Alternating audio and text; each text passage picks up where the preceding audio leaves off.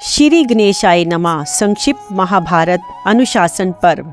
युधिष्ठिर को समझाने के लिए भीष्म जी के द्वारा गौतमी ब्राह्मणी, व्याध सर्प, मृत्यु और काल के संवाद का वर्णन।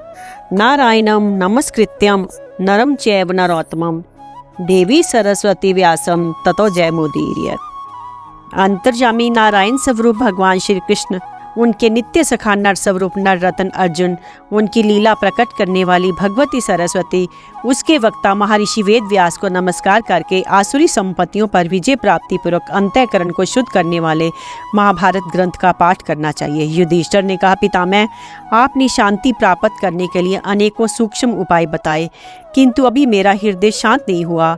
बाणों से भरे हुए आपके शरीर तथा उसके गहरे घाव को देखकर मुझे जरा भी चैन नहीं मिलती। बार बार अपने पापों की ही याद आती है। पर्वत से गिरने वाले झरने की तरह आपके शरीर से रक्त की धारा बह रही है। आप खून से लथपथ हो रहे हैं और अपनी आंखों आपकी ये दुर्दशा देखकर मैं वर्षा काल के कमल की तरह गला जाता हूँ। मेरे ही कारण दूसरे राजा भी अपने पुत्र और बंधु बांधवों सहित मारे गए हैं। इससे बढ़कर दुख की बात और क्या हो सकती है। ओह, मैंने ही आपके जीवन का अंत किया है और मेरे द्वारा ही अन्य सुहृदों का भी वध हुआ है। आपके इस दुखमयी अवस्था में जमीन पर पड़े देख मुझे तनिक भी शांति नहीं मिलती। यदि आप मेरा प्रिय कार्य करना चाहते हैं तो कुछ ऐसा उपदेश दीजिए जिससे मैं परलोक में इस पाप से छुटकारा पा सकूं। भीष्म जी ने कहा, महाभाग, तुम तो सदा परतंत्र हो, फिर अपने को शुभाशुभ कर्मों का कारण क्यों मानते हो। वास्तव में आत्मा का कर्तव्यहीन स्वरूप अत्यंत सूक्ष्म और इंद्रियों की पहुंच के बाहर है। इस विषय में जानकार लोग गौतमी ब्राह्मणी, व्याध सर्प, मृत्यु और काल के संवाद रूप प्राचीन इतिहास का उदाहरण दिया करते हैं। पूर्व काल में गौतमी नाम वाली एक बूढ़ी ब्राह्मणी थी जो शांति के साधन में लगी रहती थी। एक दिन उसने देखा उसके इकलौते बेटे को सांप ने डस लिया। उसकी मृत्यु हो गई।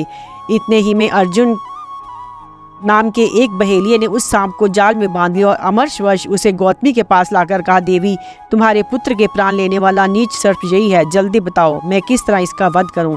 इसे जलती हुई आग में झोंक दूं या इसके शरीर के टुकड़े टुकड़े कर डालूं?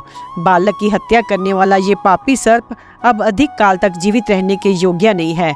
गौतमी ने कहा, अर्जुन, तू अभी नादान है, इसे छोड़ दे, ये मारने के योग्य नहीं है। होनहार को कोई टाल नहीं सकता। इस बात को जानकर भी इसकी अपेक्षा करके कौन मनुष्य अपने ऊपर पाप का बोझ ला देगा।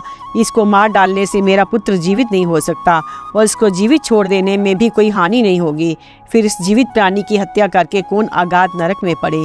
व्याध ने कहा, देवी, मैं जानता हूँ बड़े बूढ़े लोग किसी भी प्राणी को कष्ट में पड़ा देख इसी तरह दुखी हो जाते हैं। ये उपदेश तो स्वस्थ पुरुष के लिए ही है। मेरा मन खिन्न हो रहा है तो मैं इस नीच सर्प को अवश्य मार डालूंगा। तुम भी इसके मारे जाने पर अपने पुत्र का शोक त्याग देना।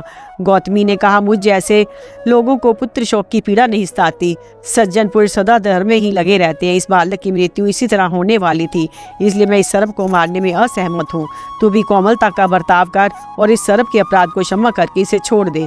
व्याध ने कहा, माँ भागे, शत्रु को मारने में ही लाभ है। गौतमी बोली, अर्जुन, शत्रु को कैद करके उसे मार डालने के लिए क्या लाभ होता है? उसको छुटकारा ना देने से किस कामना की सिद्धि हो जाती है? क्या कारण है कि मैं सर्प के अपराध को क्षमा ना करूं तथा किस लिए मोक्ष प्राप्ति के प्रयत्न से वंचित रहूं? व्याध ने कहा, गौतमी, इस एक सांप से बहुतेरे मनुष्यों के जीवन की रक्षा करना है, क्योंकि यदि यह जीवित रहा तो बहुतों को काटेगा। अनेकों की जान लेकर एक जीव की रक्षा करना कदापि उचित नहीं है। धर्म को जानने वाले पुरुष अपराधी का त्याग कर देते हैं, इसलिए तुम भी इस पापी सांप को मार डालो। भीष्म जी कहते हैं, युधिष्ठिर, व्याध के बार बार उकसाने पर भी महाभागा गौतमी ने जब सर्प को मारने का विचार नहीं किया तो बंधन से पीड़ित होकर धीरे धीरे सांस लेता हुआ वह सांप बड़ी कठिनाई से अपने को संभाल कर मनुष्य की वाणी में बोला, ओ नादान अर्जुन, इससे मेरा क्या दोष है? मैं तो पराधीन हूँ। मृत्यु ने मुझे प्रेरित किया है। उसी के कहने से मैंने इस बालक को डसा है, क्रोध करके या अपनी इच्छा से नहीं। यदि इसमें कुछ अपराध है तो वह मेरा नहीं, मृत्यु का है। व्याध ने कहा, ओ सर्प, यदि तूने दूसरे के अधीन होकर ये पाप किया है तथापि तू भी इसमें कारण तो है ही, इसलिए तेरा भी अपराध है, अतः तुझे भी मार डालना चाहिए। सांप ने कहा, जैसे दंड और चक्र आदि मिट्टी का बर्तन बनाने में कारण होते हुए भी कुम्हार के अधीन है, इसलिए स्वतंत्र नहीं माने जाते, इसी प्रकार मैं भी मृत्यु के अधीन हूँ। अतः तूने मुझ पर जो अपराध लगाया है वह ठीक नहीं है। व्याध ने कहा, तू अपराध का कारण या कर्ता ना भी हो तो बालक की मृत्यु तो तुम्हारे ही कारण हुई है, इसलिए मैं तुझे वध्य समझता हूँ। नीच, तू बाल हत्यारा और क्रूर है। वध के योग्य होकर भी अपने को बेकसूर साबित करने के लिए क्यों बहुत बातें बना रहा है। सांप ने कहा, व्याध, जैसे यजमान के यहाँ रीतिवश लोग अग्नि में आहुति डालते हैं किंतु उसका फल उन्हें नहीं मिलता, इसी प्रकार इस अपराध का दंड मुझे नहीं मिलना चाहिए, क्योंकि वास्तव में मृत्यु ही अपराधी है। भीष्म जी कहते हैं, राजन, मृत्यु की प्रेरणा से बालक को डसने वाला सांप जब इस तरह अपनी सफाई दे रहा था, उसी समय मृत्यु ने आकर इस प्रकार कहना आरंभ किया, सर्प, काल की प्रेरणा से मैंने तुझे प्रेरित किया था, इसलिए इस बालक के विनाश में ना तो मैं कारण हूँ और ना तू ही है। जैसे हवा बादलों को इधर उधर उड़ा कर ले जाती है, उसी प्रकार मैं भी काल के वश में हूँ। सात्विक, राजस और तामस जितने भी भाव हैं, वे सब काल की ही प्रेरणा से प्राणियों को प्राप्त होते हैं। पृथ्वी अथवा स्वर्ग लोक में जितने भी स्थावर जंगम पदार्थ हैं, सभी काल के अधीन है। ये सारा जगत ही काल का अनुसरण करने वाला है। संसार में जितने प्रकार के प्रवृत्ति और निर्वृत्ति धर्म तथा उनके फल है, ये सब काल के ही वश में है। इस बात को जानकर भी तू मुझे दोष क्यों दे रहा है?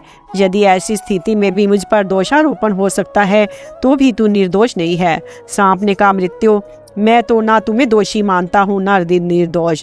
मेरा कहना इतना ही है कि तूने मुझे बालक को काटने के लिए प्रेरित किया था। इस विषय में काल का भी दोष है या नहीं, इसकी जांच मुझे नहीं करनी है और जांच करने का मुझे कोई अधिकार भी नहीं है, परंतु मेरे ऊपर जो दोष लगाया गया इसका निवारण तो मुझे जैसा भी हो करना ही चाहिए। मेरा मतलब ये नहीं है कि मेरे बदले मृत्यु का दोष साबित हो जाए। तदंतर सर्प ने अर्जुन से कहा, अब तो तूने मृत्यु की बात सुन ली, मैं सर्वथा निर्दोष हूँ, अतः मुझे बंधन में बांधकर व्यर्थ कष्ट ना दे। व्याध ने कहा, सर्प, मैंने तेरी और मृत्यु की बात सुनी, इससे तेरी निर्दोषता नहीं सिद्ध होती। इस बालक के विनाश में तुम दोनों ही कारण हो, अतः मैं दोनों को ही अपराधी मानता हूँ, किसी को भी निरपराध नहीं मानता। सज्जनों को दुख में डालने वाले इस क्रूर एवं दुरात्मा मृत्यु को धिक्कार है। मृत्यु ने कहा, व्याध, हम तीनों काल के अधीन हैं, विवश हैं और उसका हुक्म बजाने वाले हैं। यदि तू अच्छी तरह विचार करेगा तो हम दोषी नहीं प्रतीत होंगे। जगत में जो कोई काम हो रहा है वह सब काल की ही प्रेरणा से होता है। इस प्रकार इनमें बातें हो ही रही थी, तब तक वहाँ काल भी आ पहुँचा और सर्प मृत्यु तथा बहेलिये को लक्ष्य करके कहने लगा, व्याध, मैं मृत्यु तथा ये सर्प कोई भी अपराधी नहीं है। प्राणियों की मृत्यु में हम लोग प्रेरक नहीं हैं। इस बालक ने जो कर्म किया था उसी से इसकी मृत्यु हुई है। इसके विनाश में इसका कर्म ही कारण है। जैसे कुम्हार मिट्टी के लोंदे से जो बर्तन बनाना चाहता है बना लेता है, उसी प्रकार मनुष्य अपने किए हुए कर्म के अनुसार ही नाना प्रकार के फल भोगता है। जिस प्रकार धूप और छाया दोनों सदा एक दूसरे से मिले रहते हैं, उसी तरह कर्म और कर्ता भी एक दूसरे से संबंध होते हैं।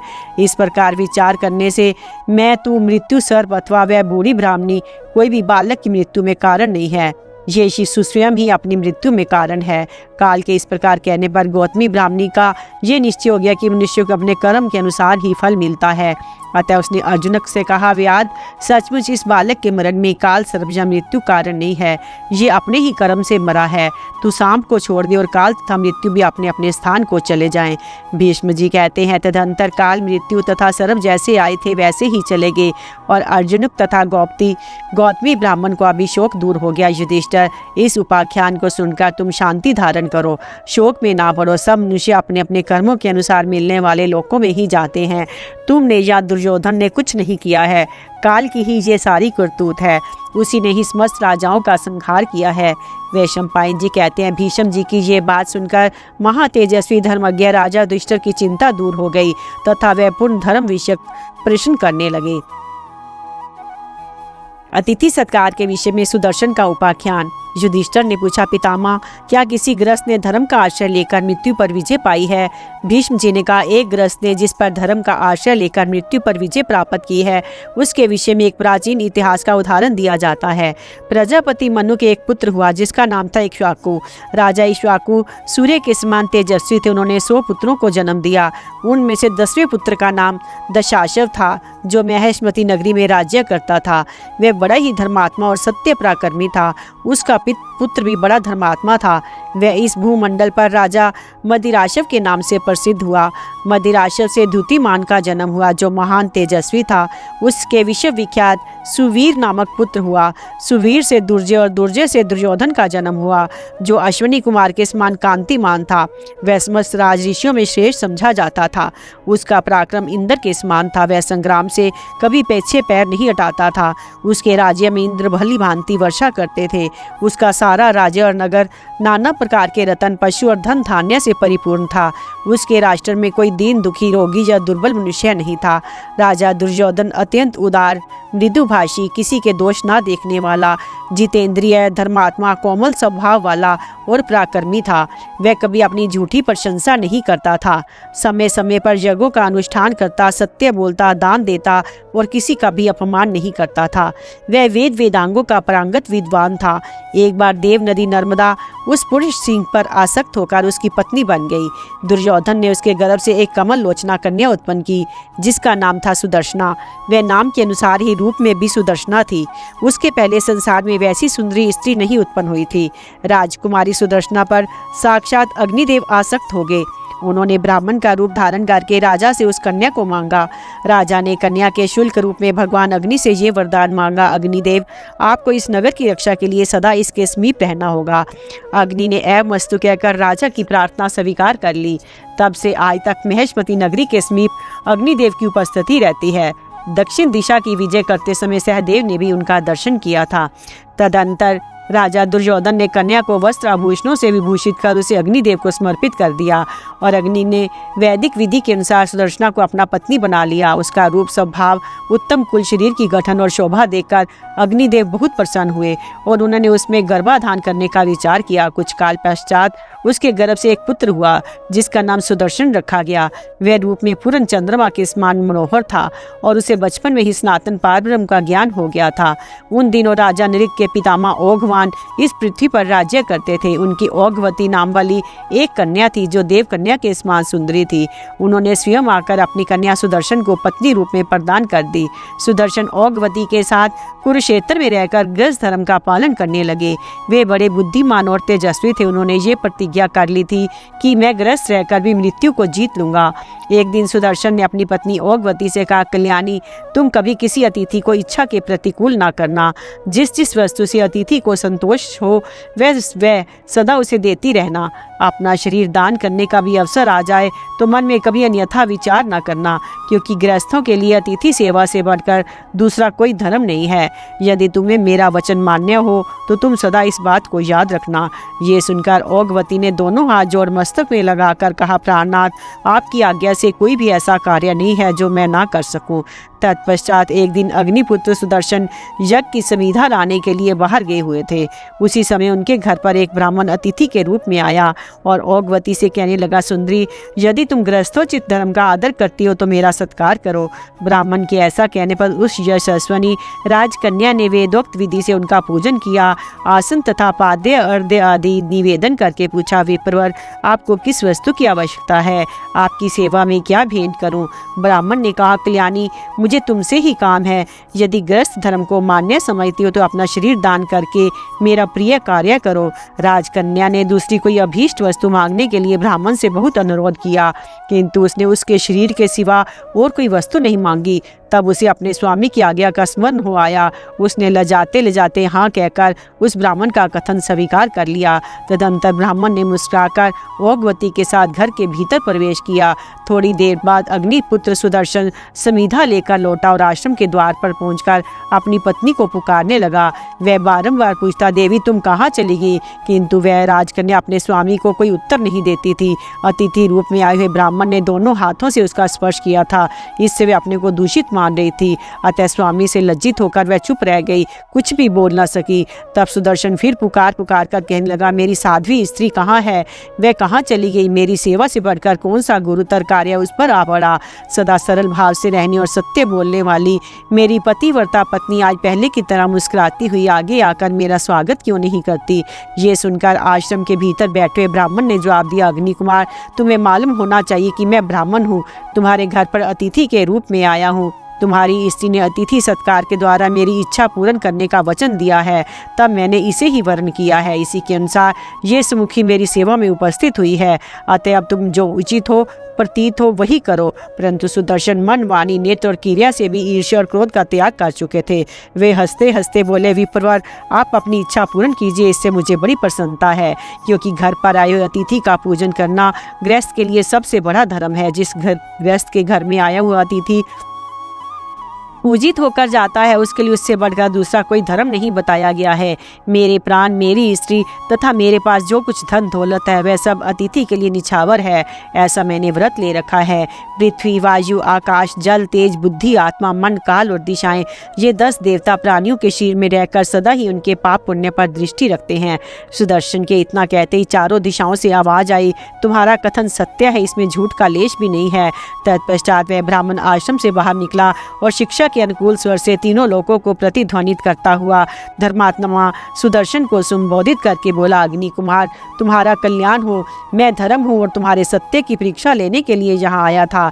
तुम में सत्य है, ये जानकर मुझे बड़ी प्रसन्नता हुई है। तुमने इस मृत्यु को, जो सदा तुम्हारा छिद्र ढूंढती हुई पीछे लगी रहती थी, जीत लिया। तुम्हारा धैर्य से पराजित होकर मृत्यु तुम्हारे अधीन हो गई है। नरश्रेष्ठ, तुम्हारी स्त्री बड़ी पतिव्रता और साध्वी है। तीनों लोकों के भीतर किसी भी पुरुष में इतनी शक्ति नहीं है कि वह इसकी ओर आंख उठाकर देख भी सके। ये अपने पतिव्रत के द्वारा तथा तुम्हारे गुणों में सदा सुरक्षित है, कोई भी इसका पराभव नहीं कर सकता। ये जो भी बातें अपने मुंह से निकालेगी वह सत्य ही होंगी, मिथ्या नहीं हो सकती। अपने तपोबल से युक्त ये ब्रह्मवादिनी स्त्री संसार को पवित्र करने के लिए अपने आधे शरीर से ओघवती नामक श्रेष्ठ नदी होगी और आधे शरीर से तुम्हारी सेवा करती रहेगी। तुम भी इसके साथ अपनी तपस्या से प्राप्त उन सनातन लोकों में गमन करोगे। यहाँ से फिर इस संसार में लौटना नहीं पड़ता। तुमने मृत्यु को जीत लिया है, इसलिए तुम इसी देह में उन सनातन लोकों में जाओगे। अपने पराक्रम से पंचभूतों को लांघकर तुम मन के समान वेगवान हो गए हो।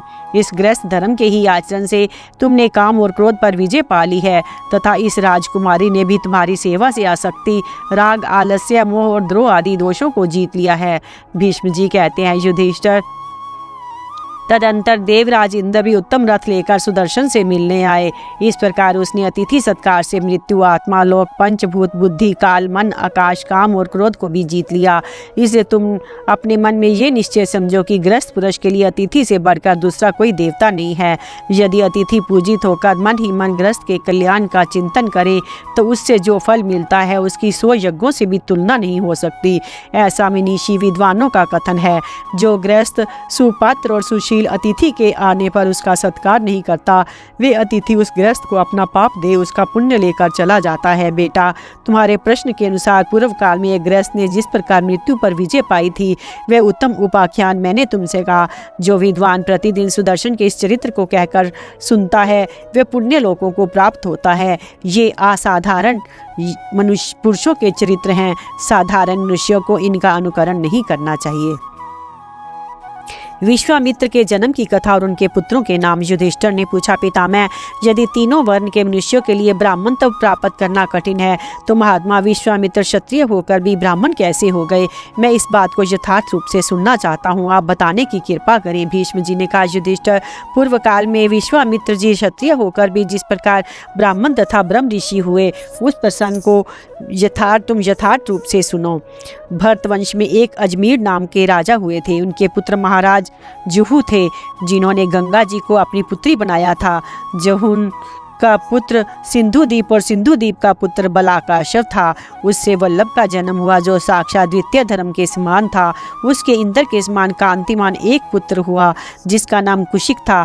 कुशिक के पुत्र महाराज गाधी हुए। उनके कोई पुत्र नहीं था, इसलिए वे संतान की इच्छा से वन में रहकर यज्ञ अनुष्ठान करने लगे। वह यज्ञ से उन्हें एक कन्या प्राप्त हुई, जो इस पृथ्वी पर अनुपम सुंदरी थी। उस समय च्यवन के पुत्र विख्यात तपस्वी ऋचिक मुनि ने राजा से उस कन्या के लिए याचना की। तब राजा गादी ने कहा, भृगुनंदन, आप मुझे शुल्क रूप में 1000 ऐसे घोड़े ला दीजिए जो चंद्रमा के समान कांतिमान और वायु के समान वेगवान हो, जिनके एक कान श्याम रंग के हो। ये सुनकर च्यवन पुत्र ऋचिक मुनि ने जल के स्वामी अदिति नंदन वरुण के पास जाकर कहा, देवश्रेष्ठ, मैं आपसे श्याम रंग के एक कान वाले चंद्रमा के समान कांति कांतिमान तथा वायु के समान वेगवान 1000 घोड़ों की भिक्षा मांगता हूँ।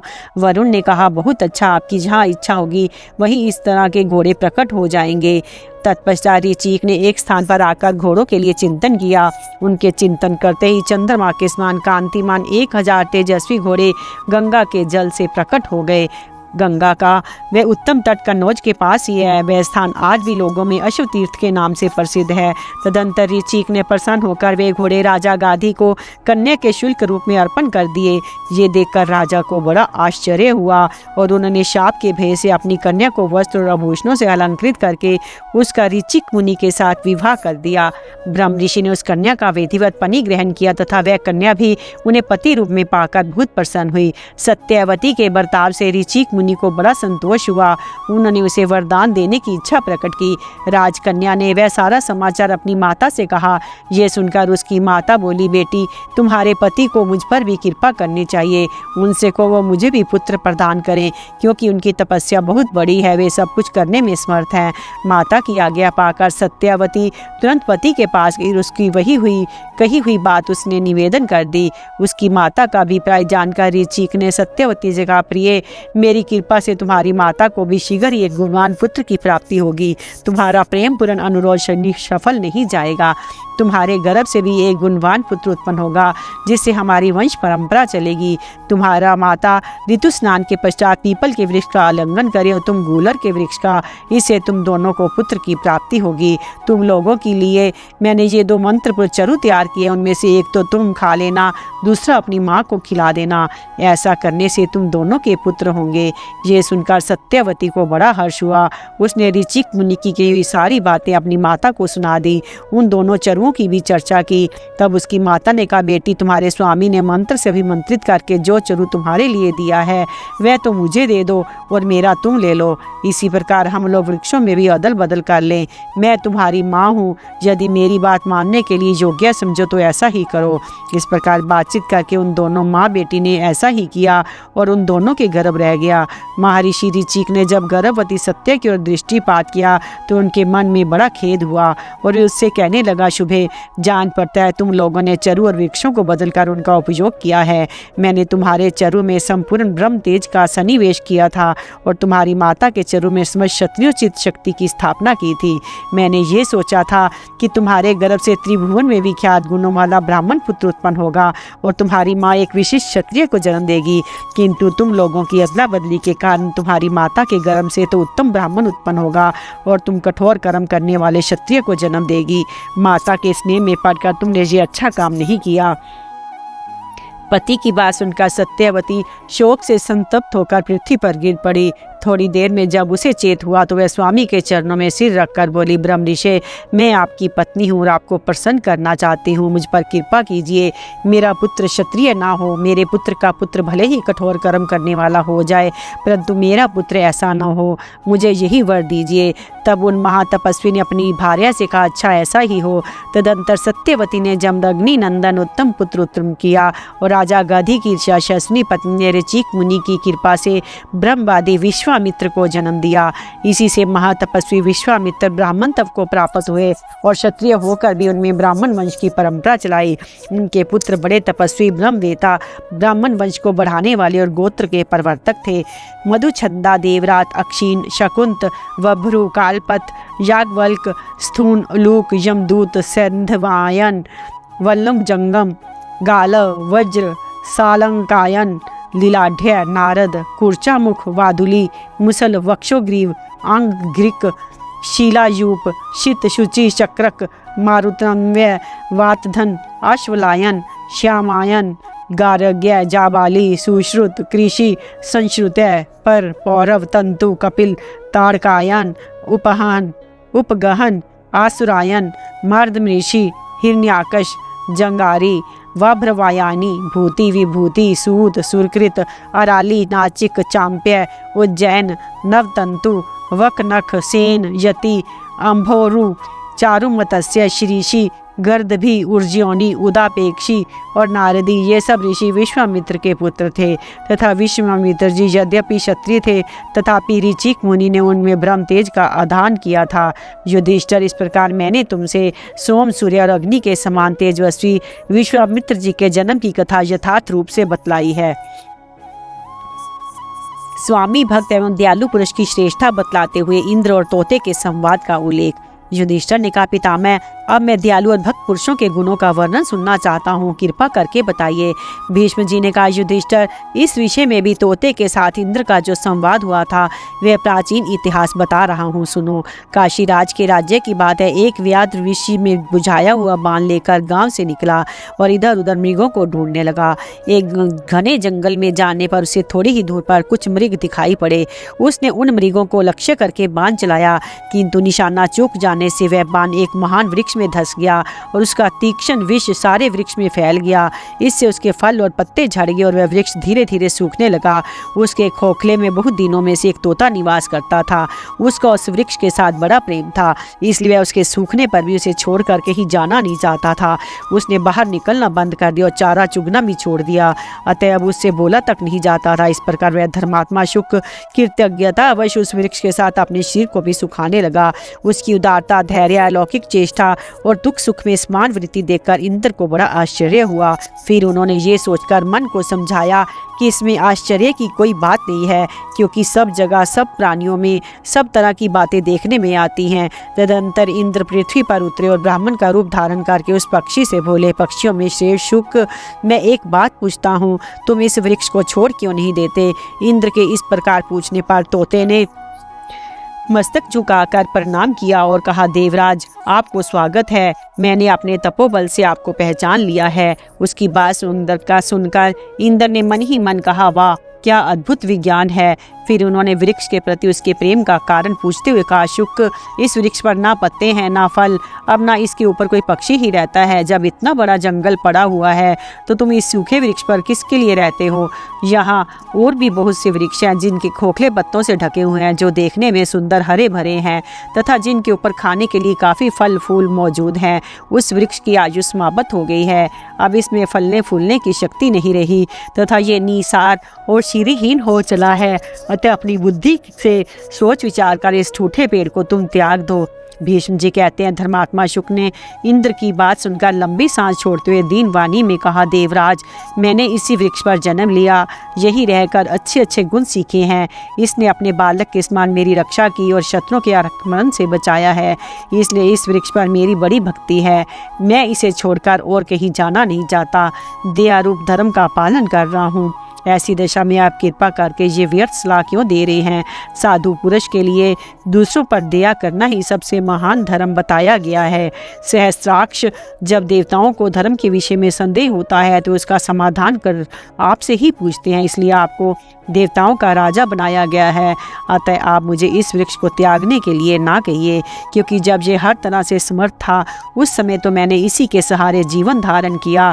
आज जब ये शक्तिहीन हो गया तो इसे छोड़कर चल दूं, ये कैसे हो सकता है? तोते की कोमल वाणी सुनकर इंद्र को बड़ी प्रसन्नता हुई। उन्होंने उसकी दयालुता से संतुष्ट होकर कहा कि तुम मुझसे कोई वर मांगो। तब शुक ने कहा, ये वृक्ष पहले ही की तरह हरा भरा हो जाए। उसकी भक्ति और शील स्वभाव देखकर इंद्र को और भी प्रसन्नता आई। उन्होंने तुरंत ही अमृत की वर्षा करके उस वृक्ष को सींच दिया। फिर तो उसमें नए नए पत्ते, फल और मनोहर शाखाएं निकल आई। तोते की सुदृढ़ भक्ति के कारण वह वृक्ष पूर्ववत श्री संपन्न हो गया। वह शुक भी आयु समाप्त होने पर अपना दयापूर्ण बर्ताव करने के कारण इंद्रलोक को प्राप्त हुआ। राजन, जैसे शुक का सहवास पाकर वृक्ष को अपनी खोई हुई शक्ति प्राप्त हो गई, उसी प्रकार अपने में भक्ति रखने वाले पुरुष का सहारा पाकर प्रत्येक मनुष्य अपनी संपूर्ण कामनाएं सिद्ध कर लेता है। भाग्य की अपेक्षा पुरुषार्थ की श्रेष्ठता। युधिष्ठिर ने पूछा, पितामह, देव, भाग्य और पुरुषार्थ में कौन श्रेष्ठ है? भीष्म जी ने कहा, युधिष्ठिर, इस विषय में वशिष्ठ और ब्रह्मा जी के संवाद रूप एक प्राचीन इतिहास का उदाहरण दिया जाता है। पूर्व काल में महर्षि वशिष्ठ जी ने लोक पितामह ब्रह्मा जी से पूछा, भगवान, प्रारब्ध और मनुष्य के प्रयत्न में किसकी श्रेष्ठता है? ब्रह्मा जी ने कहा, बिना बीज के कोई चीज पैदा नहीं होती, बीज से ही बीज पैदा होता है और बीज से ही फल उत्पन्न होता है। किसान खेत में जाकर जैसा बीज बोता है उसी के अनुसार उसका फल मिलता है। इसी प्रकार पुण्य या पाप जैसा कर्म किया जाता है वैसा ही फल प्राप्त होता है। जैसे बीज खेत में बोए बिना फल नहीं दे सकता, उसी प्रकार प्रारब्ध भी पुरुषार्थ बिना काम नहीं देता। कर्म करने वाला मनुष्य अपने भले या बुरे कर्म का फल स्वयं ही भोगता है। ये बात संसार में प्रत्यक्ष दिखाई देती है। शुभ कर्म करने से सुख और पाप करने से दुख मिलता है। पुरुषार्थी मनुष्य सर्वत्र सम्मान पाता है, किंतु जो निकम्मा है वह घाव पर नमक छिड़ने के समान असहाय दुख भोगता है।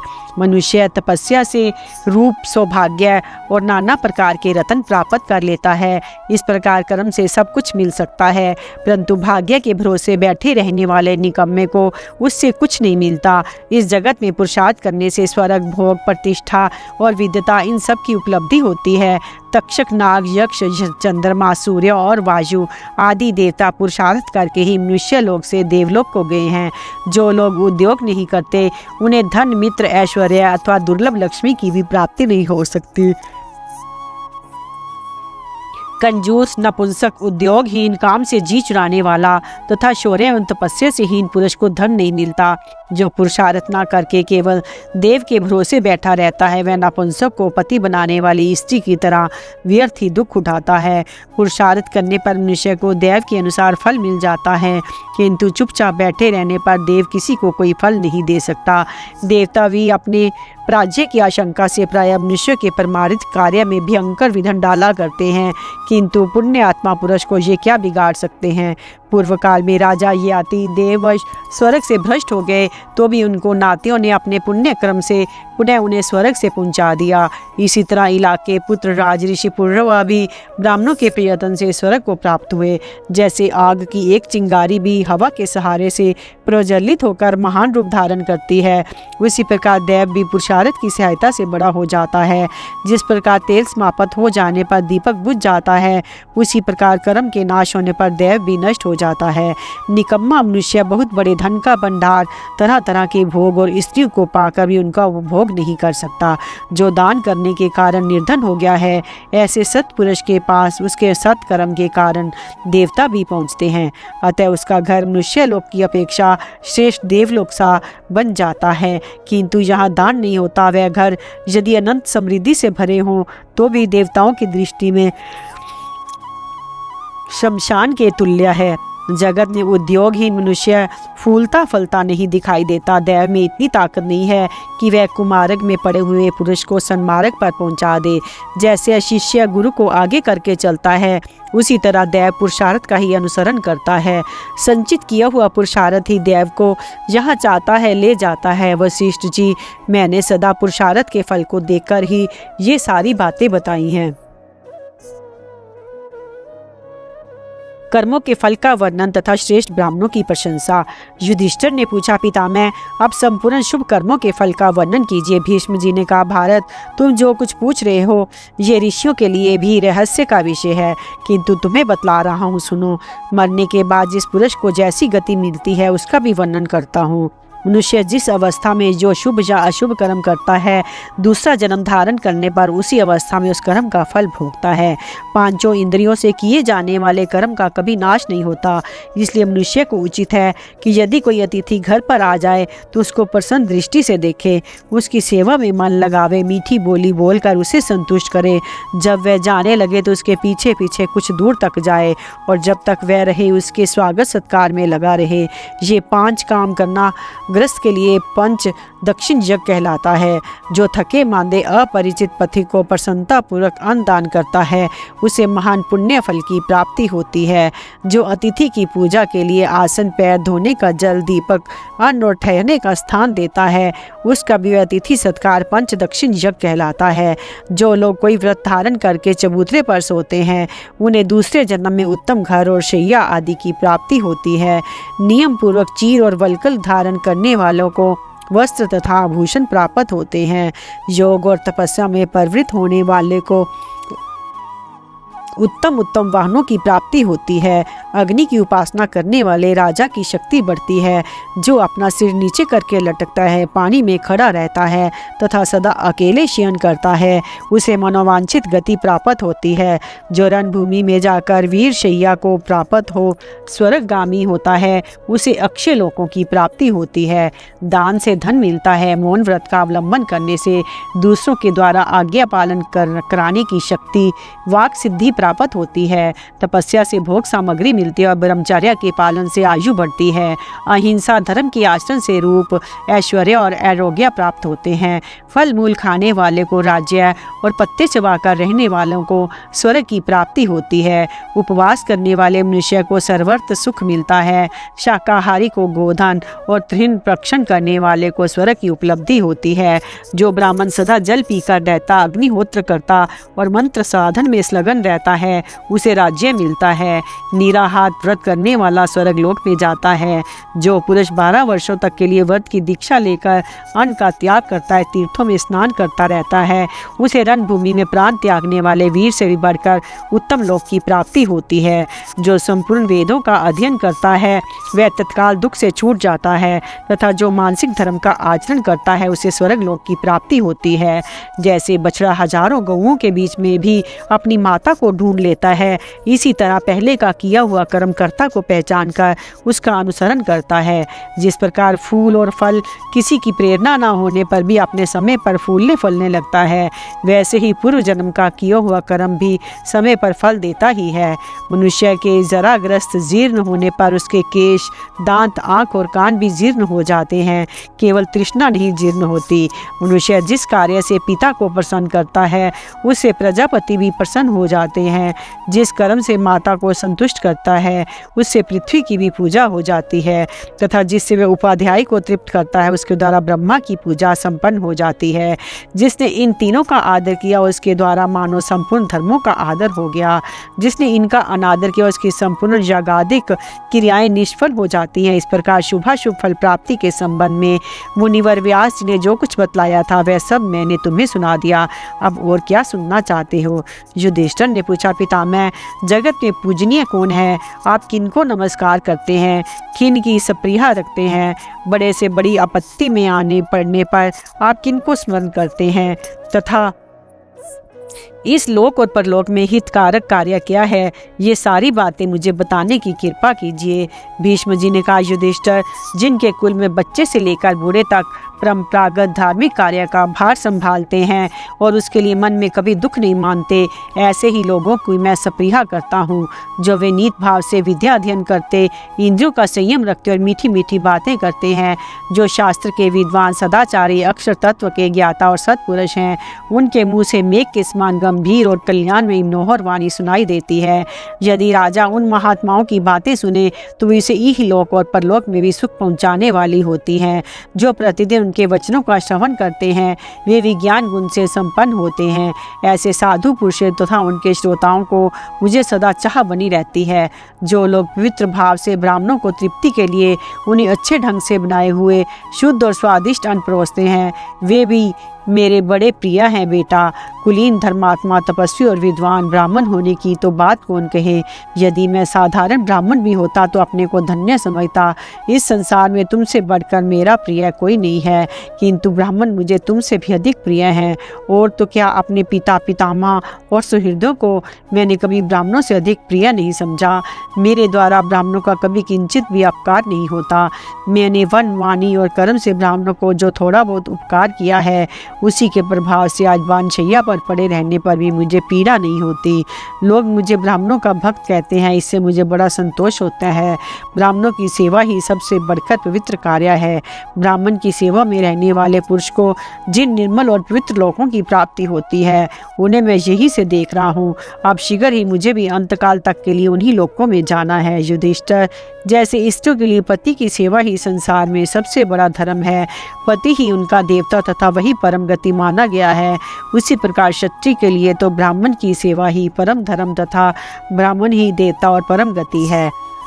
क्षत्रिय 100 वर्ष की अवस्था का और ब्राह्मण 10 वर्ष की उम्र का हो तो भी उन दोनों का परस्पर पुत्र और पिता के समान समझना चाहिए। उनमें ब्राह्मण पिता है और क्षत्रिय पुत्र, अतः ब्राह्मण को पुत्र के समान रक्षा, गुरु की भांति उपासना तथा अग्नि की भांति परिचर्या करनी चाहिए। सरल, सत्यवादी और समस्त प्राणियों के हित में लगे रहने वाले श्रेष्ठ ब्राह्मणों की सदा ही सेवा करनी चाहिए। युधिष्ठिर, तुम्हें हमेशा इस बात की ओर दृष्टि रखनी चाहिए कि ब्राह्मणों के घर में जीवन निर्वाह के लिए आवश्यक सामग्री मौजूद है या नहीं।